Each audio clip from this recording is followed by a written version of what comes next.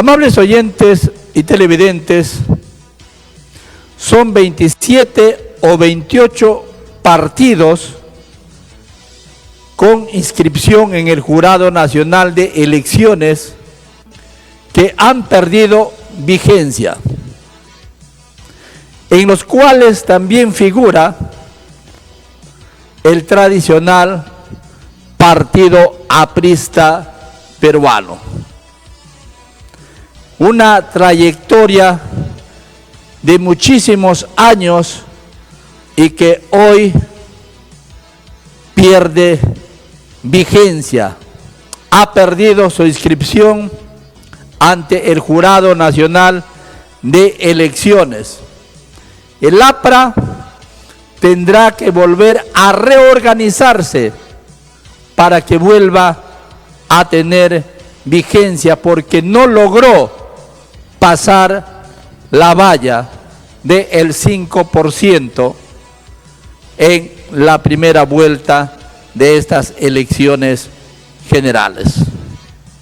Sobre este tema vamos a conversar vía telefónica con el ex secretario general del Partido Aprista Peruano, señor Hernán Quispe Ley, para que nos dé su apreciación sobre el particular. Señor Hernán Quispe Ley, buenos días. Buenos días, Peter. Qué gusto de saludarte y a través de tus ondas y de tu programa a todos mis paisanos, a todos los tocachinos que al igual que yo siempre estamos pendientes de lo que ocurre en la provincia. Un abrazo a la distancia a todos. Señor Hernán, debido a que usted se ha ausentado hace muchos años de la provincia de Tocache y en su momento ocupó un cargo jerárquico en el Partido Aprista como exsecretario de el Partido Aprista Peruano aquí en Tocache, quisiéramos conocer qué ha sido de su vida durante estos últimos años. Bueno, yo en estos últimos años he estado efectivamente y radico en la ciudad de Lima, ¿no? Tengo un hijo que está cursando estudios en la Universidad del Pacífico en la carrera de Economía. Estoy aquí dedicándome al trabajo, ¿no? Como corresponde, y también a actividades políticas. Por supuesto, estuvimos en la última campaña apoyando al compañero Carlos Roca, con el cual obtuvimos una votación, digamos, importante, más de 20.000 votos preferenciales, pero que como es de público conocimiento, no pudimos pasar la valla y en consecuencia, como tú bien has dicho al anunciar la entrevista, tenemos que empezar nuevamente recolectando firmas para la reinscripción del Partido Aprista, ¿no? Bien, ¿cuál es el concepto que tiene usted del tradicional Partido Aprista Peruano? Y recordamos, por ejemplo, si hablamos de la trayectoria del Partido Aprista, Tocache siempre se ha caracterizado por ser un partido con alta militancia aprista. Prueba de ello, hemos tenido alcaldes del Partido Aprista aquí en Tocache. El otro partido que también siempre ha tenido vigencia, que es Acción Popular. Dos partidos políticos que en su momento siempre estuvieron gobernando la provincia de Tocache, pero hoy ambos partidos políticos pierden su vigencia y realmente debe ser una gran preocupación para los viejos militantes apristas aquí en Tocache y en todo el país. ¿Qué opinión tiene usted de que el Partido Aprista Peruano no logró pasar la valla en estas elecciones presidenciales? Bueno, en realidad, esto es consecuencia de una serie de factores, tanto internos como externos. Como tú bien has dicho, la historia no se puede borrar y dos partidos políticos, tanto el APRA como Acción Popular, fueron los que predominaron durante décadas en la historia de nuestra querida provincia. Así es. Sin embargo, como te digo, por diversas razones, entre ellas, por ejemplo, el no haber sabido tal vez comunicar de manera asertiva, de manera concreta a la población los logros que a lo largo del tiempo y de las oportunidades en las cuales el pueblo nos dio el privilegio de gobernar a nivel nacional, no habiendo aprovechado en el buen sentido de la palabra el hecho de tener esa oportunidad, ¿no? Y no poder comunicar apropiadamente los logros de cada gestión, hicieron también o contribuyeron a que la población no recalara con buenos ojos y mirara otras alternativas. Ahora, dicho también de paso, cuando las opciones en las cuales el partido llevó candidatos, ¿no?, en diferentes oportunidades, quizás no colmaron las expectativas por unas gestiones ya a nivel individual que no estuvieron a la altura de las circunstancias, ¿no? La forma como el partido se desenvolvió durante décadas, representados, humanizados, primero en el liderazgo de Aya de la Torre, ¿no?, durante 60 años, básicamente de 1919 hasta 1979, ¿no?, que fue la muerte, la desaparición física de Víctor Raúl. En ese primer periodo, el APRA representó para los sectores populares del país, para las grandes mayorías, una esperanza de cambio, una esperanza de justicia social. Y luego, ¿no?, ya en una segunda parte, a pesar de habría que discernir, habría que separar los logros concretos, especialmente del segundo gobierno del extinto presidente Alan García, con actividades partidarias y personales particulares de otros líderes que probablemente no estuvieron a la altura de la historia gloriosa del partido y en consecuencia tuvieron un desempeño que decepcionó seguramente a muchas personas, y la consecuencia de todo ello es el abandono, ¿no?, que el pueblo peruano le ha dado en su gran mayoría en estas últimas elecciones, y que no es, solamente en esta elección, sino que se viene dando, ¿no?, en estos últimos años. Ahora, dicho sea de paso también, por supuesto, estamos viendo de otro lado también que la política se ha comercializado, no solamente a nivel, de los líderes o de los políticos hacia el pueblo, sino también del pueblo hacia los partidos, donde en cada proceso electoral hay razones que ya no son del bien común, sino que obedecen a intereses particulares, y cuando se llega al gobierno, cada vez existe una nueva esperanza seguida de una nueva desilusión, y esto se ha vuelto un círculo vicioso. Entonces, hay diversos motivos a los cuales pues tenemos que enfrentar y ver con optimismo el futuro para seguir adelante como institución política. ¿Cuál es la diferencia entre los militantes del partido aprista de ayer con los militantes del partido aprista de hoy? Bueno, cuando el partido, brevemente, ¿no?, cuando el partido aprista peruano sale a la luz, hay que hacer un resumen muy apretado de la historia, ¿no? Nosotros fuimos el primer partido de masas del Perú. Perú de esa época era el Perú cuyos gobernantes eran los representantes de la oligarquía. Víctor Raúl Aya de la Torre sale a la luz pública como estudiante de San Marcos, que luchó conjuntamente con la Federación de Carpinteros y de Panaderos por la ley de las 8 horas, que fue promulgada el 15 de enero de 1919, en los últimos días del gobierno de José Pardo Ibarreda, ¿no? El segundo gobierno, meses antes que llegara Leguía. Luego ya vinieron en años posteriores, hasta 1924, que fue la fundación oficial del APRA en México, y posteriormente en 1930 como la sección peruana del APRA, en este caso el Partido Aprista Peruano, ¿no?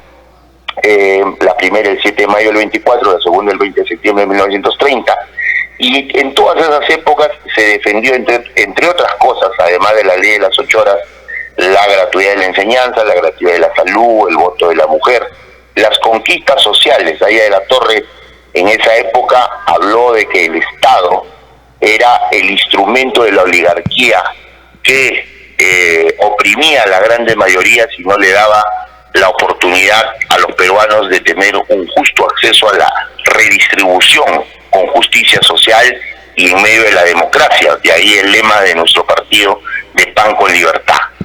En esa época Víctor Raúl inspiró la vida de varias generaciones y de cientos de miles y millones de peruanos. Fueron épocas en las cuales la juventud y los militantes de esta etapa de la historia morían por un ideal. No solamente le dedicaron su tiempo, sino durante 30 años, básicamente de la fundación del partido hasta ya entrado el segundo gobierno de Manuel Prado Ugarteche en el año 56, a todo aprista solamente le esperaban 3 cosas: el destierro, la prisión o la muerte.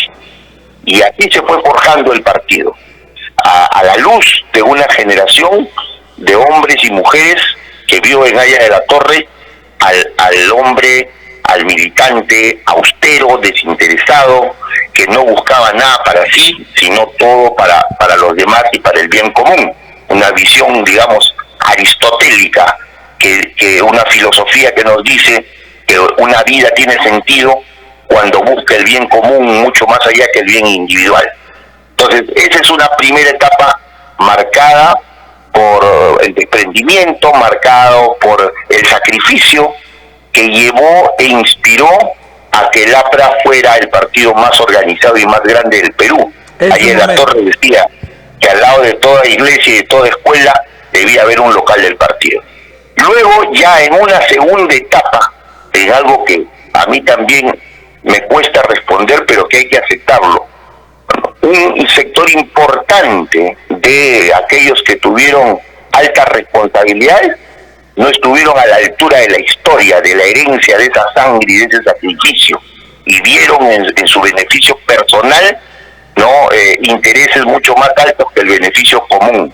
Y yo creo que esa incapacidad para poder estar a la altura de la herencia de la Torre ha sido lo que ahora se está pagando.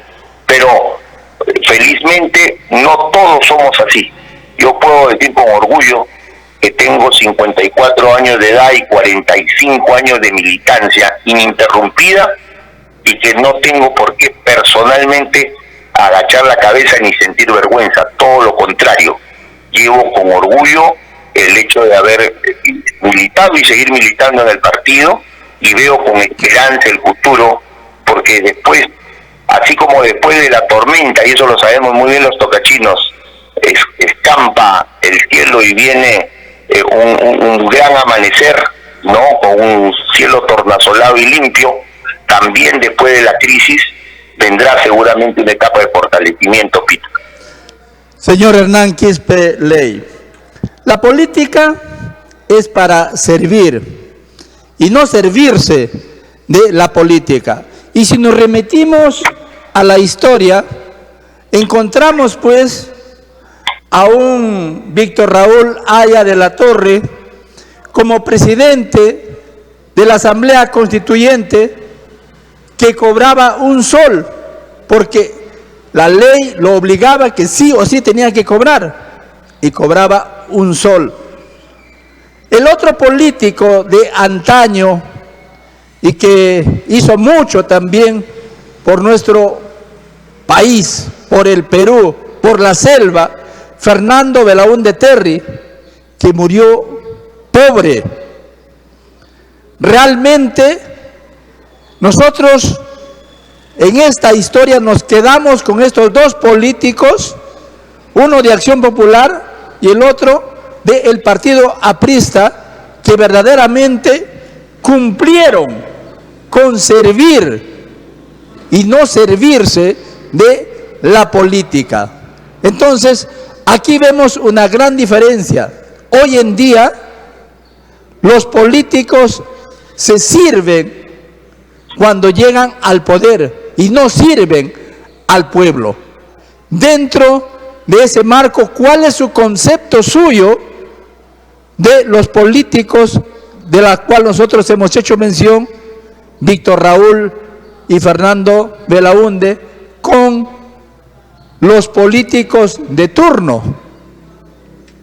Mira, son evidentemente palabras mayores. Estamos hablando de dos titanes, dos cíclopes de la política que han quedado en la historia.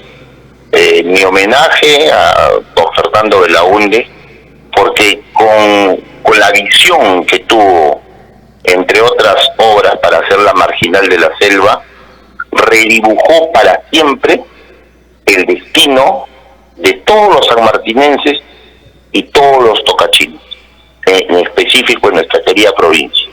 Entonces, siempre el recuerdo a don Fernando Belaúnde, al expresidente, que fue un hombre honesto y que efectivamente vivió en la austeridad, ¿no? Fue un profesional que, si bien es cierto que no falleció en la indigencia, en la pobreza absoluta, sino fue un hombre de clase media, pero al que jamás nadie acusó de haberse enriquecido personalmente. Pudo tener sus equivocaciones como cualquier otro ser humano, pero fue esencialmente un hombre honesto y sus obras hablan por él, a tal punto que a la antigua Marginal hoy se le conoce como la Marginal Fernando Belaúnde Terry, y allá de la Torre otro tanto, cuando estuvo en la Constituyente, cobró un sol.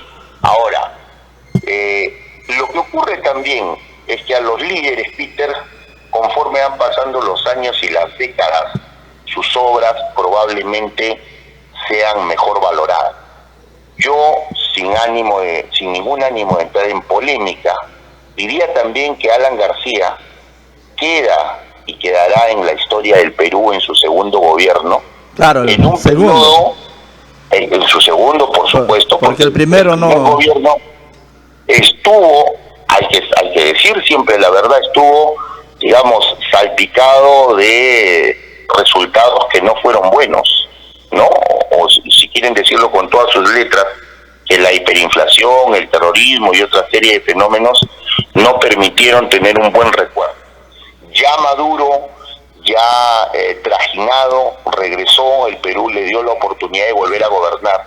Y concretamente en Tocache, yo decía temprano que yo, por ejemplo, como experiencia personal, puedo afirmar, sin temor a equivocarme, que en el año 2005, cuando Dios me dio esa bendita oportunidad de conocer, de llegar a tierras tocachinas, el periodo, el tramo de Tingomaría a Tocache se hacía en 6 horas, con una carretera que llegabas con la cavidad totalmente llena de polvo, etcétera, y que luego cuando en el periodo de Alan se coloca la bicapa, ese tiempo se reduce drásticamente de 6 a 2 horas.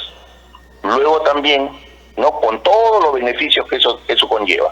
Luego también conocí en mis viajes hacia Tarapoto y en mis viajes también a Xunté, por ejemplo, que llegada la noche los dos distritos se encontraban en la más grande penumbra durante décadas.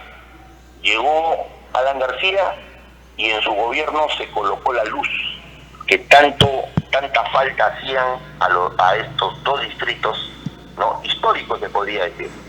Y luego también en la entrega masiva de títulos de propiedad gratuitos que en número de miles han permitido a los agricultores de nuestra provincia tener acceso a créditos, poder tener un mejor precio de venta, poder hipotecarlos, poder heredarlos, así como también, por ejemplo, el funcionamiento de Agrobanco, que permitió el desarrollo de la clase y de los sectores agrícolas y agropecuarios.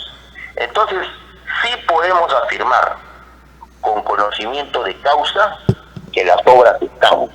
Ahora, no solamente son las obras que se podrían hablar de la provincia, podríamos y tenemos que decir también, porque muchas veces la población desconoce, porque digamos el promedio de lectura del peruano es de menos de un libro al año.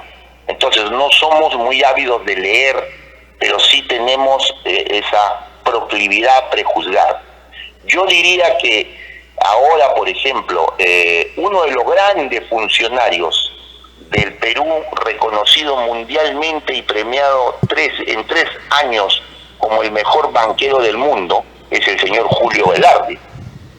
Todos sabemos quién es el presidente del Banco Central de Reserva. Efectivamente. Bueno, es bueno recordar que el señor Julio Velarde fue nombrado el 9 de septiembre del año 2006 por el entonces presidente Alan García, a poco más de un mes de haber asumido el gobierno.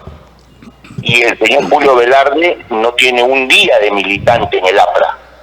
Sin embargo, desde hace 20 años dirige los destinos de la economía y de una u otra manera permite que el país discurra en un ambiente de tranquilidad económica y de fortaleza del sol. Hace poco tiempo nuestras reservas han llegado a la cifra histórica de 100.000 millones de dólares. Y yo quiero decirle a todos mis compatriotas y a todos mis paisanos que en el año 2006 Alan García recibió de Alejandro Toledo 14.000 millones de dólares. Y cuando le entregó su gobierno a Ollanta Humala en el año 2011, en absoluto respeto a los límites democráticos, le entregó al país 47.000 millones de dólares, es decir, más que había triplicado en 5 años, con un crecimiento de 7,5%, habiendo generado 3 millones de puestos de trabajo, habiendo sacado de la pobreza a 6 millones de peruanos, incorporándose a la población económicamente activa, entregando agua, desagüe y luz a 3,5 millones de peruanos, habiendo asfaltado o reasfaltado 10.500 kilómetros de carretera, habiendo construido 43 hospitales, habiendo firmado 8 TLCs, puesto en marcha el tren eléctrico que hoy le permite a 600.000 compatriotas transportarse por $1.50, habiendo creado el Colegio Mayor Presidente de la República, que ha permitido y posibilitado que miles y miles de jóvenes tengan una educación del más alto nivel de manera gratuita. Entonces, todos esos logros, entre otros, han permitido que hoy el Perú tenga una economía sólida, una economía que es admirada por muchos. Falta, por supuesto, muchísimo por hacer, pero esos logros no han sido equiparados por ningún otro gobernante después, en términos estrictamente económicos. Porque yo te puedo decir que si un país crece como creció el Perú en el periodo 2006 y 2011, entre 2006 y 2011, en 15 años puede prácticamente erradicar la pobreza. Por eso que nosotros recibimos el país con 48% y lo entregamos con 29% de pobreza. Y eso en toda la historia del Perú nunca se ha visto. No obstante eso, cuando en el año 2016 Alan García se presentó para un tercer mandato, el pueblo le dio la espalda. El pueblo le dio la espalda y le dijo: no queremos que usted vuelva a gobernar porque usted es acusado de ladrón. Lo acusaron de ladrón, de delincuente, ¿no? Lo apedrearon, se podría decir, simbólicamente. Y entonces le dijeron que no y fue elegido PPK y posteriormente hemos tenido 8 presidentes, ¿no? Cada uno peor que el otro y el Perú dando tumbos en el aspecto político. Si esto no se ha visto reflejado en el ámbito económico, es porque, como hemos dicho anteriormente, hemos tenido a Julio Velarde. Julio Velarde, claro. ¿No? Claro. Sí, pero ahí está la historia. Entonces, muchas veces se cumple ese viejo adagio que dice que el Perú trata a sus hijos como a su centenado. Y hoy nos vemos en esta disyuntiva, en esta coyuntura política, donde tenemos que decidir entre 2 candidatos, una que postula por 4ª vez, ¿no? Y que tiene como gran mérito ser la hija del presidente Fujimori, que lógicamente también tuvo sus aciertos, el padre, y hay que reconocerlo como tal, ¿no? Y que digamos que sería un voto de gratitud para todos los fujimoristas por las cosas buenas que hizo Fujimori, hay que decirlo también.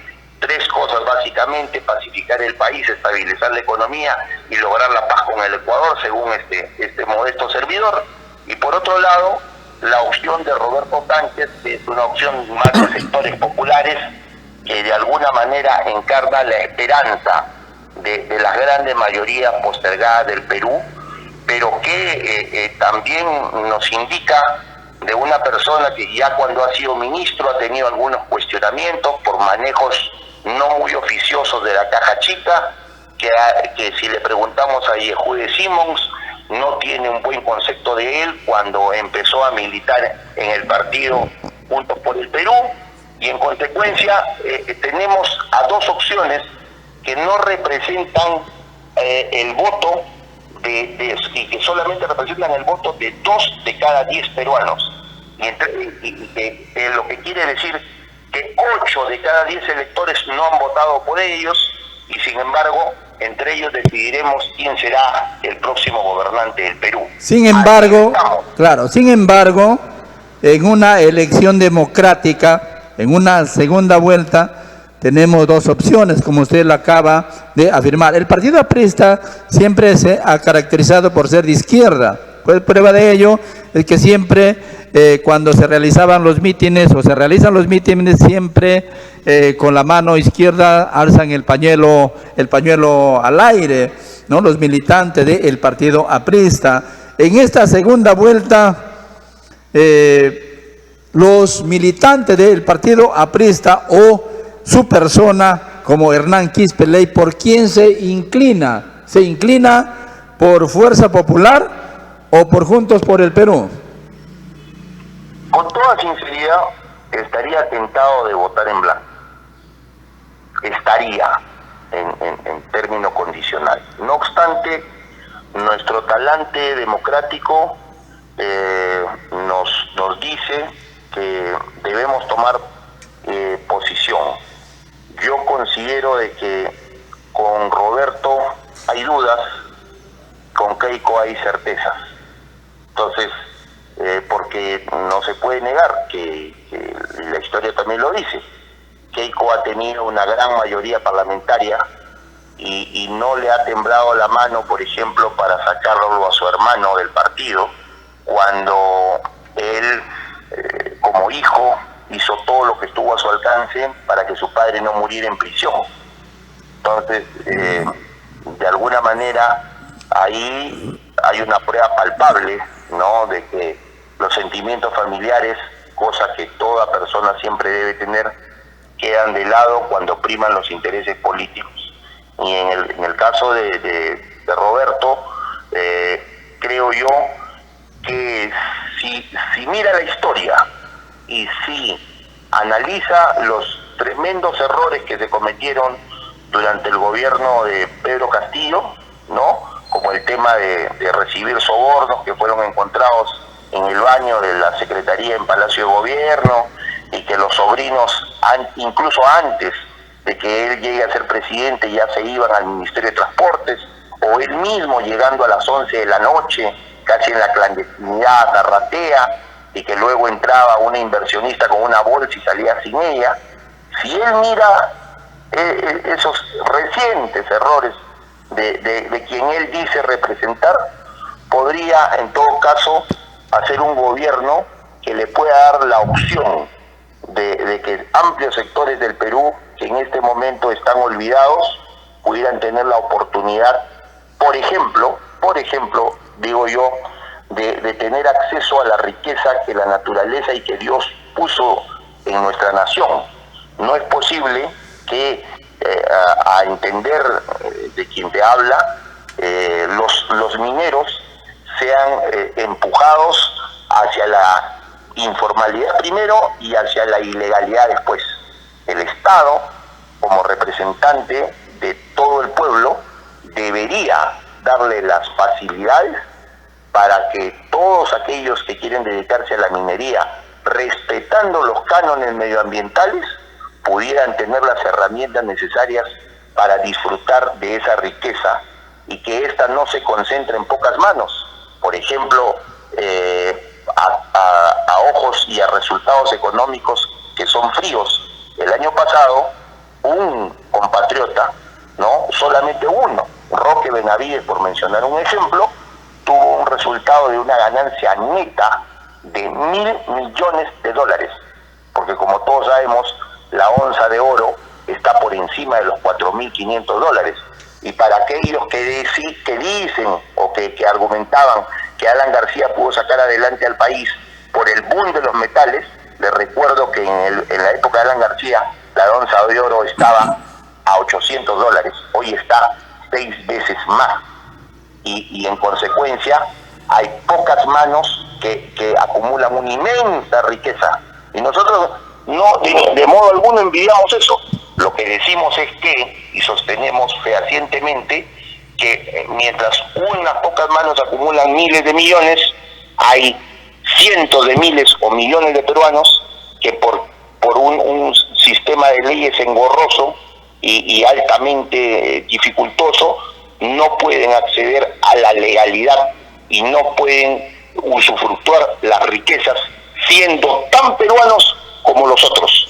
Entonces, y en ese sentido, para finalizar, ahí el Estado debería ser un instrumento facilitador de la posibilidad y del acceso a la riqueza del Perú, y no un instrumento, no un medio que relegue y que ilegalice a la grande mayoría del Perú y que solamente le abra las puertas anchas al gran empresariado y deje al peruano de a pie fuera de la ley. ¿Cuál es la mejor opción? Fue creado el partido y para eso, y esa es la lucha que siempre tendremos los verdaderos apristas, de justicia social y de pan con libertad para la grande mayoría del Perú.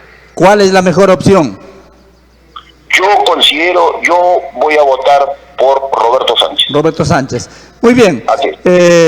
Hernán Quispeley, quisiéramos finalmente conocer cómo se va a trabajar en la reorganización para que el partido aprista vuelva a tener vigencia. Yo en las últimas semanas, por supuesto, a la luz ya de los resultados electorales, estamos aquí en Lima y también en diferentes regiones del Perú, en contacto con los compañeros. Debemos elegir seguramente, porque la legalidad, la vigencia legal del partido llega hasta el 31 de diciembre.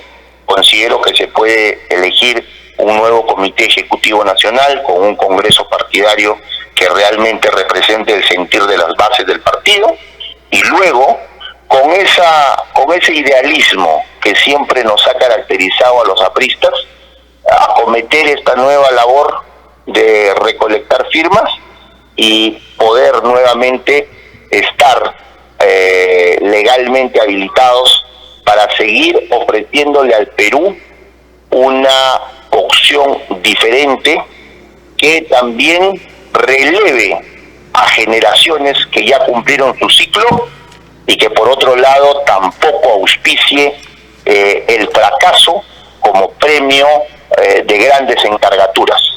Ni uno ni otro. Deben surgir una nueva generación que, más allá de la edad, no tenga de qué avergonzarse, ¿no? Ni de un pasado signado por por el descrédito cuando tuvo la oportunidad de gobernar, ni otro por la soberbia que fue castigada en las ánforas. Y luego de ese jubileo y luego de ese proceso, no podremos nosotros nuevamente constituirnos como un partido que sea una alternativa seria. No debe ser, como no fue nunca el APRA un partido electorero. El APRA siempre fue el partido escuela.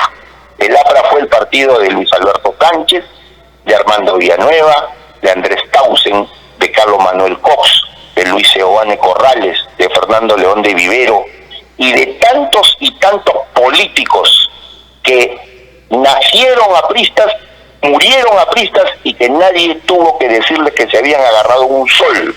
Solamente para finalizar, solamente como ejemplo, Luis Alberto Sánchez, profesor de San Marcos a los 26 años, doctor a los 26 años, 3 veces rector de San Marcos, manejó miles y miles de soles en sus rectorados y nadie nunca dijo que se agarró un clavo, una carpeta. Así fue la militancia y fue la observancia ciudadana y el conducir pulcro en la administración del erario nacional, y ese es el ejemplo que los apristas auténticos debemos seguir siempre para mirar al Perú cara a cara y no tener de qué avergonzarnos. Así que nos espera una gran tarea y estamos seguros que vamos a volver por la puerta grande como partido democrático y como el partido más organizado y más antiguo del Perú. No en vano tenemos 102 años en la historia de nuestra querida patria. Eso es. Ha sido un grato placer conversar con usted vía telefónica. Muchas gracias, Hernán Quisperley. Hasta la próxima.